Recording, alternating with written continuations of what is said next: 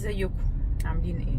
عايز تنتشر على السوشيال ميديا وتبقى ترند؟ اطلع قول اي كلام مختلف عن اللي موجود. يعني شوف اللي موجود ايه الطبيعي، العلم بيقول ايه، او الناس مجمعة على ايه، او الثوابت، وقول عكسها. يعني مثلا الشمس بتطلع الصبح، انت اطلع قول انا شفت ان الشمس بتطلع بالليل، واقعد بقى يعني ايه اثبتها بكل الاثباتات والطرق الممكنه وغير الممكنه، واقعد زعق بقى للناس. يعني لو حد جالك قال لك لا الشمس انا شفتها الصبح، هي بتطلع الصبح، كلنا قايلين ان هي بتطلع الصبح، لا هي طلعت بالليل. فاهم كده؟ هتتشاف. فاهمين؟ يبقى انا ازاي اعمل ترند؟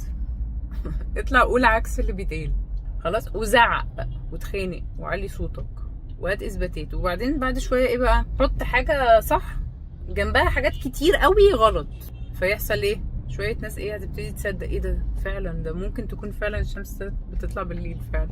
بصوا يا جماعه، اللي بيحصل دلوقتي ده مهزله. انا عمري ما شاركت بحاجه على السوشيال ميديا، يعني اتكلمت عن حاجه ليها علاقه بالسوشيال ميديا او البروباجندا اللي بتتعمل، لكن عشان ده في مجالي، في مجال شغلي وتخصصي وبحضر له كل حاجه.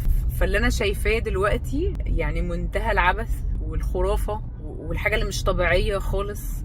بصوا نشكر ربنا، يعني كل الناس اللي معايا او على البيج عندي مفيش حد مقتنع طبعا باللي بيحصل ده، بس انا على جروبس كده بتاعت تغذيه ودايت، انا بقى بتفرج على مهازل. لا مش ممكن يعني، وناس بتقنع بعض ويشتموا بعض. يعني لو حد دخل هرج، لا انت كده بتهرج في اثباتات اللي هي مش ما فيش حاجه مثبته اصلا، بس انت بتهرج. يعني ارجوكوا يعني حكموا عقلكم شويه، خلي بالكم من صحتكم. فكر انه كان الشخص اللي ابتدع البدعه كان نفع نفسه، لكن انه حد ينتهي بيه الحال بالنهايه الصعبه قوي دي اللي احنا سمعنا عنها، ومش نظريات مؤامرة خالص، ده النهاية الطبيعية. وهو قال أنا هموت وأنا عندي حاجة و40 بسبب التدخين. يعني إذا هو فاهم هو بيعمل إيه، وفاهم نتيجة اللي هو فيه ده بيعمل إيه. ليه كان بيعمل كده؟ معرفش.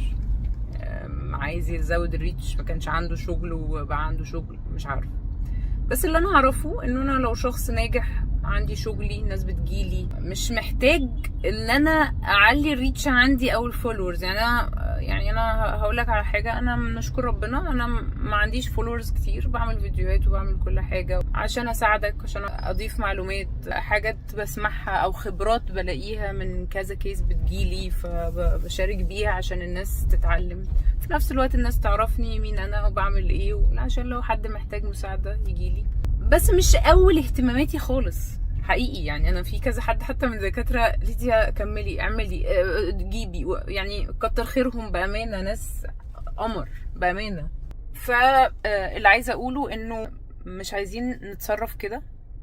لو انا محتاج ان انا يبقى عندي شغل، امانتي تقتضي انه انا المفروض اقول كلام صح، اقول كلام حقيقي. لو انت ما عندكش شغل، ما تطلعش تقول اي كلام عشان تنتشر او تشتهر.